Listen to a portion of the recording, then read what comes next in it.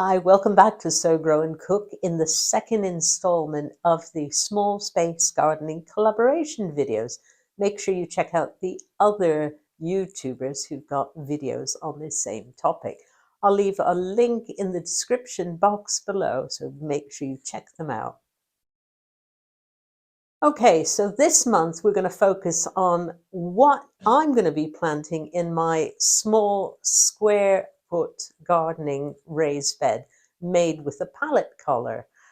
It's still a little bit chilly here in Wales, and the weather's been incredibly wet. So I'll be planting one or two things, but probably holding off planting more things until April, when hopefully the weather will settle a bit more.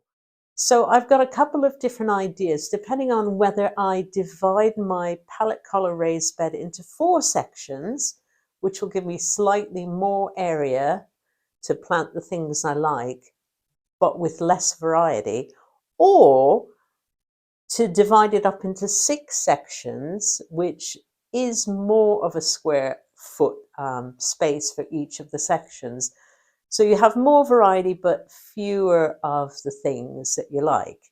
So it swings and roundabouts. It depends on if you want more variety and less stuff, or less variety and a little bit more of what you like. So let's get started. So as you can see, I've divided this into 6 sections now instead of 4. And I thought, well, if you've got a very small space to work with, you might want to just have as much variety as possible. So today, I'm just going to be planting some onions and some Swiss chard. Now onions, you can harvest these as young onions if you like, or you can wait for them to mature. I really like onions. To me, homegrown onions taste especially nice, and I sometimes cut off the green shoots on the top as they're growing. So they're kind of a useful crop. Well, no, they're more than a useful crop. So we're going to put 9 of these in a square. 2, 3, 4, 5, 6, 7, 8, 9. Now onions can tolerate the cold, so the soil here is well cultivated, but it's still quite wet and we are still getting some frost at night, but the onions should be okay. Okay, in addition to that, I'm going to be planting some rainbow mix beetroot. I'll just show you a picture of those. They come in all different colors, and they're frost tolerant, they're cold tolerant, so we can plant those now. And I'm going to be planting 16 of those. Interestingly though, each beetroot seed is a capsule that contains 2 or 3 actual little seeds. So don't worry about that. Thank you, sheep. 1.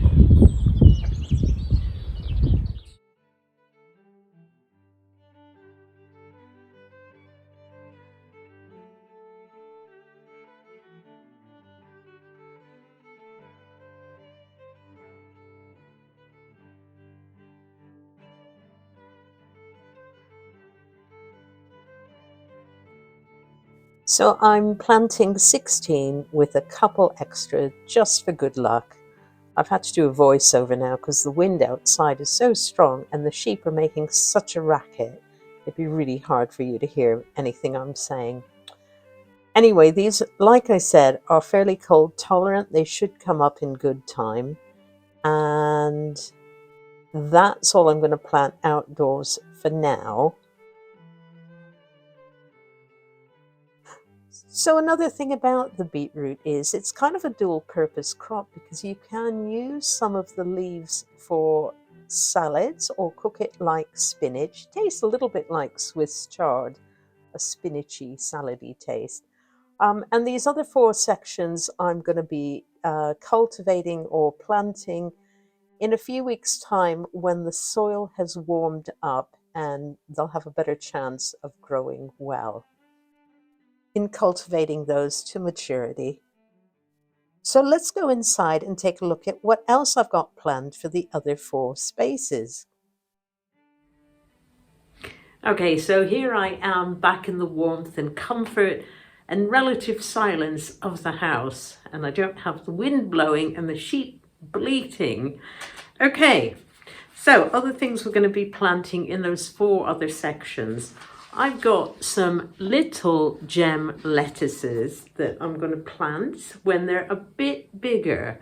Now, lettuces are cold tolerant, but because it's so wet, I worry that planting these out just now might cause them to get demolished by slugs and insects and things. It's also really windy and the soil is still pretty cold and wet. So I think they're going to have a better chance if I just leave it a couple more weeks and wait for these to get bigger and stronger, and they'll just have a little bit of a better start. Alternatively, you can wait till the ground warms up a little bit more and plant seeds directly in the soil. That's absolutely fine as well. I just happen to plant these because I always like to have a little bit of a head start, and I always worry about the slugs in my garden. Okay, so that's the lettuce. That'll take up 1 square. And I would put 2, 4, 6, 8. I would put 8 because this is a small variety. There is a red version of Little Gem. I think it's called Moon Red. I'm not sure. Look it up if you get a chance. If you like more colorful salads and things, you could alternate. You could have a green one and a red one and a green one and a red one. It's entirely up to you. If you can find the seeds and you want to do that, that's a really good idea. Okay, when the soil warms up again a little bit more, I'm going to plant my carrots. Now I know carrots are cold tolerant, but they do germinate better if the soil is warmer. I've tried planting them in March, early April, when the weather's still a bit up and down and the ground is still a bit cold and the germination rate is really, really poor. So it's always worth it, I think, to just postpone it a while until things have settled and the ground is a bit warmer. And you can plant about 16 of these in your square. Especially this variety, which is Royal Chantenay, which doesn't really get great big massive roots. So they're a really nice, smallish, conical root carrot. Delicious in salads, raw or cooked. Okay, so a good choice. And so we've got 2 squares left, right? And I'm going to be doing dwarf French beans, or in North America, I think they call them bush beans. So they don't get really tall. I'm going to plant those in pots ahead of time next month, April. And when they're established, I'm going to plant the plants directly into one of the squares. And the variety I'm using here is Compass, but there's lots and lots of varieties of dwarf French beans or bush beans, and you choose one that you think will suit you and you like the look of. And I'm going to put probably 4 plants because although they're quite small, they do bush out a bit. And they do crop quite heavily, each one, so you'll get a fair amount. The other thing is you can also plant these in succession. So plant these and then about 3 or 4 weeks, well, 3 weeks later, plant another batch as well. Because when these finish cropping, you can take them out and replant some more. Okay, so dwarf French beans. And finally, I have 1 square left.